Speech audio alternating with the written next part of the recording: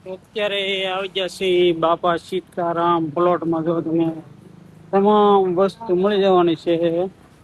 તો વસ્તુ તમે જોઈ શકો છો, ખાલી તમે જોઈ લેજો. પાના પકડ, વેલ્ડિંગ કરવાના મશીન, ફૂગણી છે. હેલ્મેટ લઈ લે ને હેલ્મેટ. કે ફૂગણી ના આવડે આ ફૂગતી નાની ને 700 રૂપિયા. તમને પાના પકડની તમામ વસ્તુ મળી રહેવાની છે, તમે જોઈ શકો છો. નાનો પંખો